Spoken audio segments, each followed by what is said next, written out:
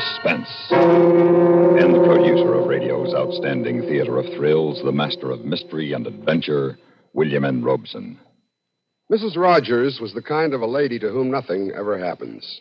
A quiet widow living in a quiet town among quiet friends.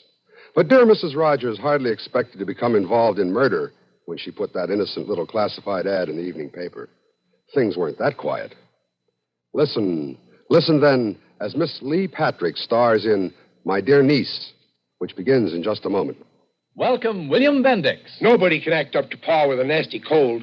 I check my cold distress the fast way, with 4-way cold tablets. Yes, tests of 4 leading cold tablets proved 4-way fastest acting of all. Amazing 4-way starts in minutes to relieve aches, pains, headache, reduce fever, calm upset stomach, also overcomes irregularity. 4-way's the fast way to relieve those cold miseries. Then you feel better quickly. 4-way cold tablets, only 29 and 59 cents. Here's a word about another fine product of Grove Laboratories. Yes, you can get rid of embarrassing dandruff while you improve the appearance of your hair. With Fitch Dandruff Remover Shampoo. Its special dandruff-removing lather reaches right down to the scalp, gently, thoroughly. So effective, it's guaranteed to remove itchy dandruff with just one lathering.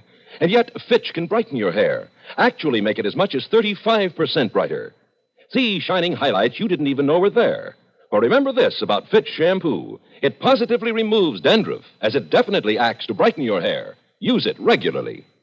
And now, My Dear Niece, starring Lee Patrick.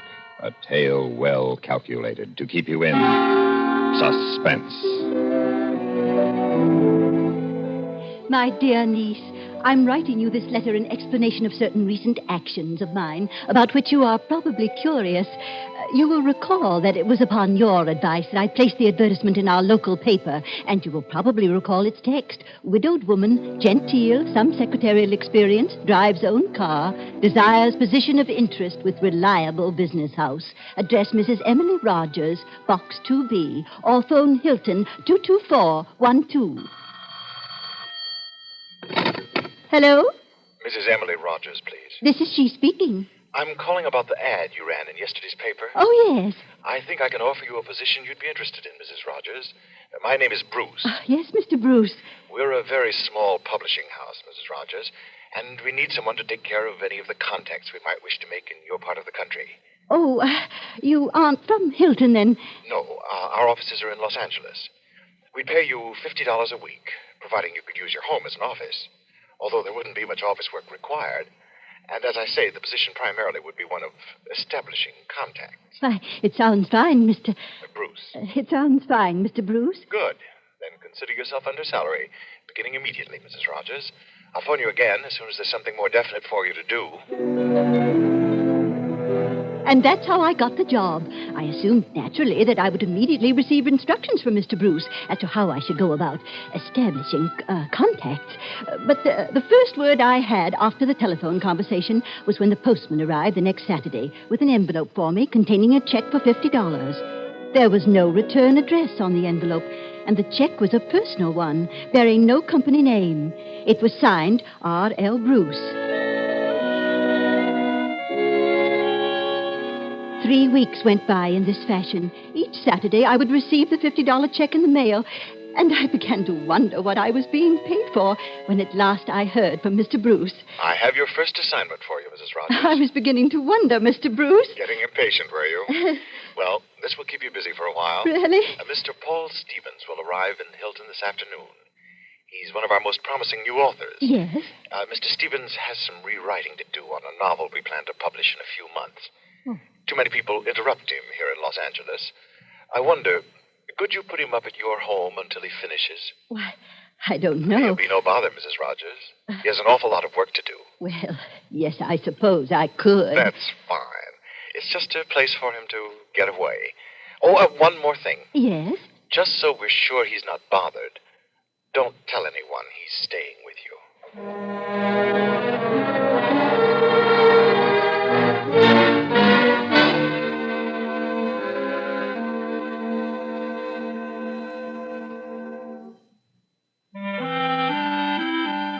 When a cloud bursts and fresh, clean rain falls on a grove of rich green pine, It's so nice.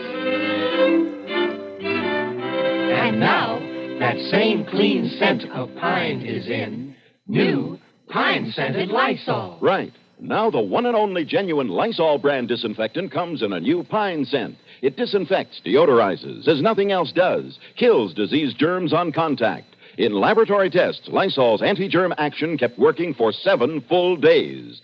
A bottle costs as little as 29 cents, and it's so easy to use. Just add new pine-scented Lysol to your suds when you clean in bathroom, kitchen, nursery, sick room. Use pine-scented Lysol because Lysol deep cleans. Make your home Pine sweet and Lysol clean. You can still get regular Lysol, too. And now, starring Lee Patrick, Act 2 of My Dear Niece. And that's all I knew of the job, my dear niece. Mr. Paul Stevens would phone me when he arrived at Hilton, and I was to let him stay at my home until he had finished a novel he was writing. It seemed ridiculously easy, but at least I would be doing something for my pay. It was quite late in the afternoon, almost 5 o'clock, when the telephone rang. Hello? Mrs. Rogers? This is Mrs. Rogers. This is Paul Stevens, Mrs. Rogers. Oh, yes, Mr. Stevens. I've been expecting your call. I wonder if you could pick me up. Of course. Oh, that's very kind of you. Where are you? I'm at the corner of, just a minute. The corner of Brookside and Sierra Madre. Fine. The corner of Brookside and Sierra Madre. I'll be driving a black Buick coupe. Black Buick coupe. I'll be waiting. Bye. Goodbye, Mr. Stevens.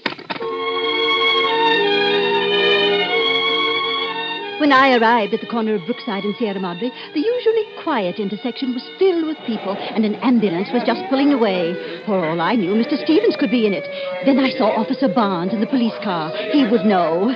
Oh, good afternoon, Mrs. Rogers. What's happened? Hit-and-run accident a few minutes ago. Who was hit? Man about 35. No identification yet. Was he badly hurt? He's dead. Oh, how awful. Yeah. I was supposed to meet someone, a gentleman here, Mr. Paul Stevens. I'll be glad to call you when we get an identification on him. Would you? I'd be very grateful. I went slowly back to where I had parked. I was confused and frightened a little that the hit-and-run victim might be Paul Stevens, and if so, how could I get in touch with Mr. Bruce to tell him what had happened to his young author? And then just as I started my car, I heard someone tapping on the window. Yes? Mrs. Rogers? Yes? I'm sorry to have kept you waiting. I'm Paul Stevens. Oh, Mr. Stevens, I'm so relieved. Please get in. The accident upset me. I was afraid for a minute it was you. It wasn't me. Oh, please get in. Thank you. I tried making conversation with Mr. Stevens on the drive home, but he seemed tired and not inclined to talk, and so we drove quietly back to my house. We went inside, and I showed Mr. Stevens to his room, and then went into the living room to tidy up. The telephone rang as I was setting out some ashtrays. Hello? Hello, Mrs. Rogers. This is Officer Barnes. Oh, yes, officer, I'm glad you called. I wanted to tell you that I checked met an Mr. identification for you. Yes, well, that's what I wanted to tell you, officer. His name was Paul Stevens, all right. Oh? We had a flyer on him. That's how we knew. He was wanted for a payroll robbery in L.A., and he wasn't hit by a car. He was thrown from a car. He was murdered. I stood there, frozen with fear, the telephone receiver in my hand, looking at the door to the hallway where the man who had called himself Paul Stevens stood smiling tightly, holding a gun in his hand. A gun that was pointed right at me.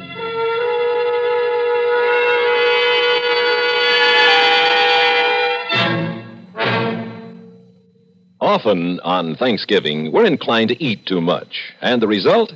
Well, acid indigestion can very quickly spoil a pleasant holiday. So remember this. Doodle you know about the little white tablets in the little green pocket roll?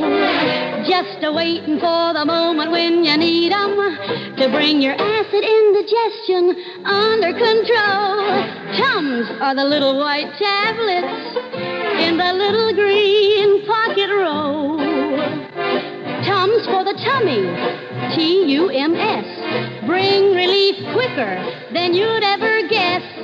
Best for any kind of acid distress. Keep 'em handy in the pocket roll. keep your tummy under Tums control. Get Tums, 10 cents, 3-roll pack a quarter. Or get the new 6-roll pack with free metal carrier, only 49 cents.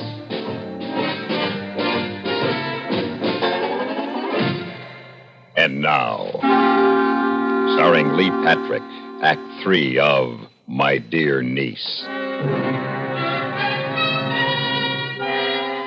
Have you any idea, my dear niece, what you do when a man points a gun at you? Well, I'll tell you. You do what he tells you to do. I hung up the phone. Sit down. I sat down, and I said, "Who are you? Why did you pretend to be Mr. Stevens?" I'm stupid. What? I didn't think they would find out who he was. I didn't know he was hot. You killed him? Yes. I killed Paul Stevens. Why? I run a very special kind of publishing business, Mrs. Rogers. That much of the story was on the level. I print, well, pornographic books for a very special clientele. Mr. Stevens somehow got hold of a list of my customers and threatened to use it for blackmail. So, I killed him. Oh, you horrid man. Get your coat on, Mrs. Rogers. You've got some more driving to do.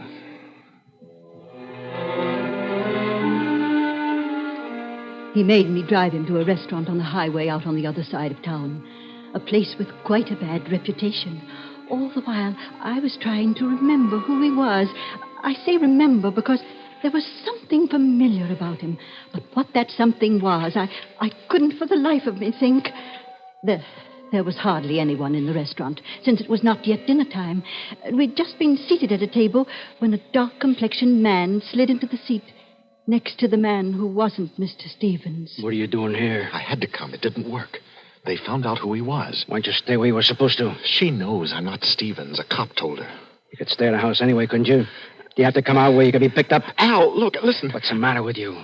Mary figures out a foolproof way for you to get rid of a guy and hide out right under the cops' noses, and you go louse up the whole deal. It's not loused up yet. There will be if you don't get away quick.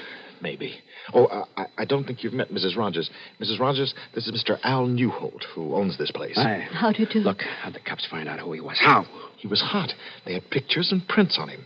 I dumped him on the corner just before I met her. Now I remember. You're Mr. Bruce. He did the payroll job that... What'd you say? He's Mr. Bruce, the man who offered me the job on the phone and asked me to look after Mr. Stevens. That's right, Mrs. Rogers. How did you know? Your voice. I thought there was something familiar about you, and now I know. Your voice. Al, what are we going to do? The cops know the stiff is Stevens, and she knows who I am. What do we do now? You don't panic, and you get out of here. But I need your help, Al. You're on your own, buddy, and you better get out of here before the dinner crowd comes in and somebody maybe recognizes you. Okay, Al. So you won't help me? I can't. Don't you see that? Yeah, sure. Okay. Let's go, Mrs. Rogers. Where? Back to your house. Start all over again. After that, I'm not sure. But I may have to kill you.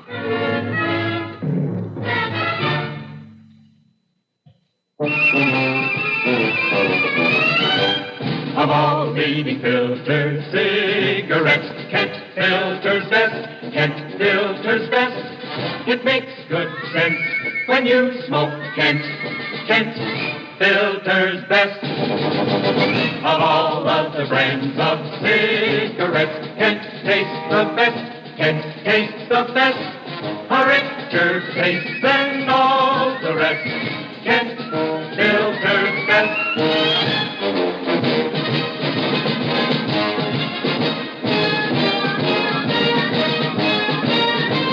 It makes good sense when you smoke Kent. Of all leading filter cigarettes, Kent Filter's best. And now, starring Lee Patrick, Act 4 of My Dear Niece.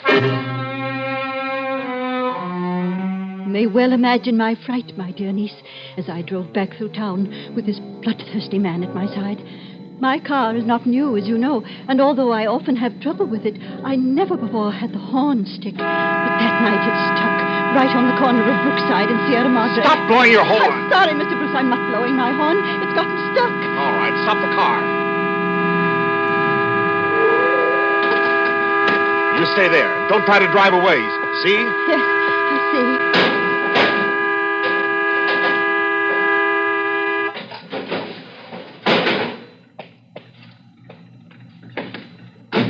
Let's get out of here. You got the horn fixed, Mrs. Rogers? Who's that? Oh, Good evening, Mrs. Rogers. Tell him everything's all right. Want me to fix that horn for you? no, thank you, Mr. Myers. It's all right. Well, it'll only take me a second to fix it so you can use it. Never mind. Mr. Myers, this is Mr. Paul Stevens. How are you, sir? Yeah. I see you pull them wires to stop the horn. I usually take care of Mrs. Rogers' car myself. Makes me feel funny when something goes wrong with it, you know. Of course. I'll bring it in the morning, Mr. Myers. Well, no sense you're bothering Mrs. Rogers. I'll go along with you now if you like. Take you home. Not safe driving without a horn. Won't take long to fix it, and I'll have the car back to you first thing in the morning. I believe you said you wanted to show me the town this evening, Mrs. Rogers. Wouldn't you need the car? Well, I was looking forward to the drive. You don't mind. No, of course. You will pick the automobile up in the morning, Mr. Myers? Sure, of course. Thanks for your trouble, Mr. Myers. I'm glad to help. This is such a little town. We all know each other and like each other. Like to help each other. That's so, Mrs. Rogers? Yes. Well, good night, Mrs. Rogers. And I'm glad to have met you, Mr. Stevens. We drove on home.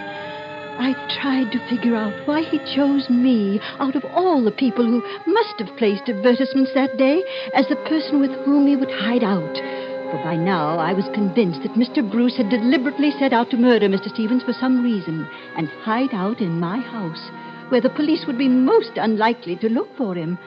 But why my house? Why had he chosen me?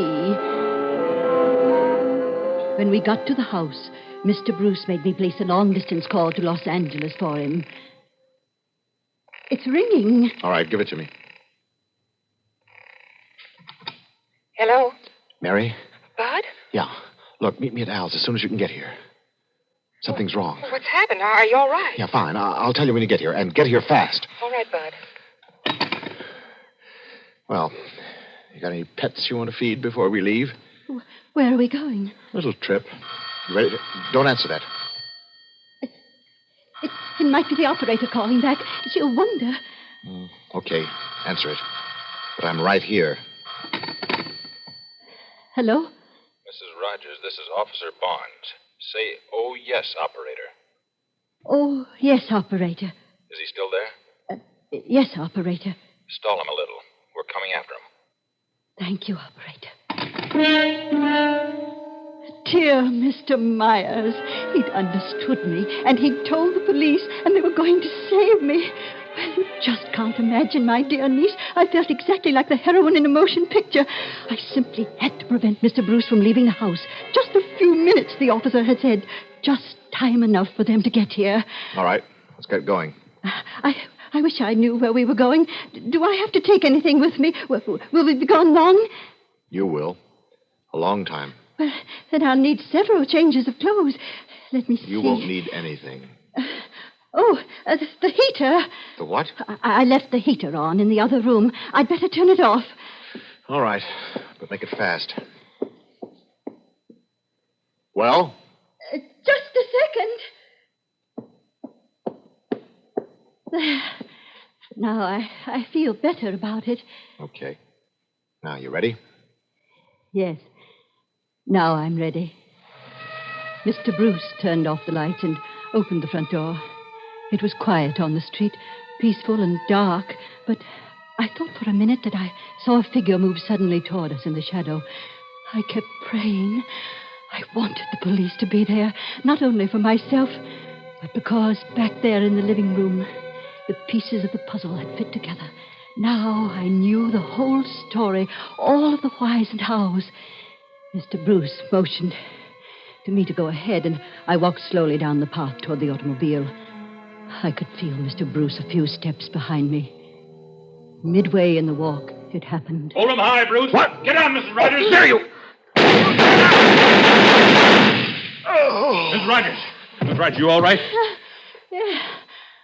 I'm all right. Thank you. I'm all right. And there it is, my dear niece. The explanation I promised you. I felt as your aunt that I should tell you, Mary, how you happened to be in the county jail awaiting trial. When Mr. Al in the roadhouse first mentioned your name, I was suspicious. But not until Mr. Bruce made the phone call to you did I piece the story together. You had suggested the advertisement. Your husband answered it and employed me. Oh, if only you'd told me, my dear, that you'd gotten married while you were in Los Angeles. After all, I am your only living relative, and I could have come to your wedding. Then this whole thing wouldn't have happened, would it, dear? Because I would have known Mr. Bruce all the time. Let me know after the trial what your new address is to be, and I will continue writing. As always, Aunt Emily.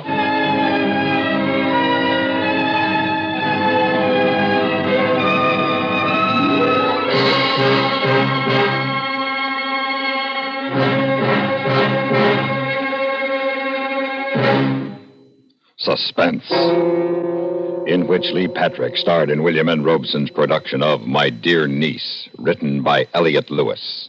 In just a moment, the names of the supporting players and a word about next week's story of suspense. More families, far more families, use X-Lax than any other laxative. In fact, today, many doctors recommend trusted X-Lax for youngsters as well as adults. X-Lax is the preferred laxative for one important reason. X-Lax helps you toward your normal regularity, gently, overnight. You see, X-Lax gives you the relief you want the gentle way that nature wants, without upset, without discomfort. When you take chocolated X-Lax at night, it does not disturb your sleep. And X-Lax is so effective that the next morning you'll be well on your way toward your normal regularity. Seldom, if ever, will you need X-Lax the next day. Little wonder that of all the laxatives made today, tablet, powder, or liquid, X-Lax is the most popular. So the next time, any time that you or any member of your family needs a laxative, make that laxative pleasant-tasting chocolated X-Lax. Introductory size, only 15 cents. Supporting Lee Patrick in My Dear Niece were Lillian Baeff, Barry Kroger, Barney Phillips, Jack Crucian, and Norm Alden. Listen. Listen again next week when we return with Kathy Lewis in A Statement of Fact. Another tale well calculated to keep you in suspense.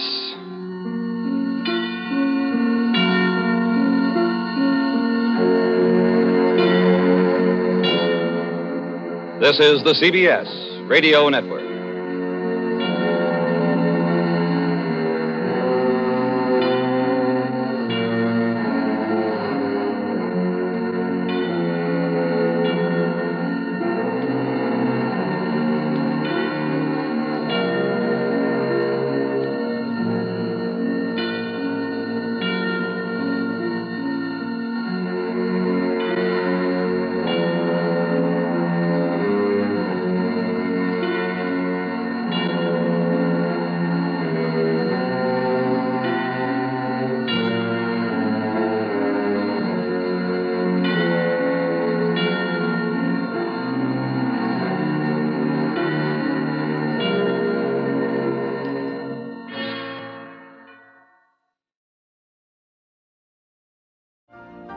You've been listening to the OTR Gold Network.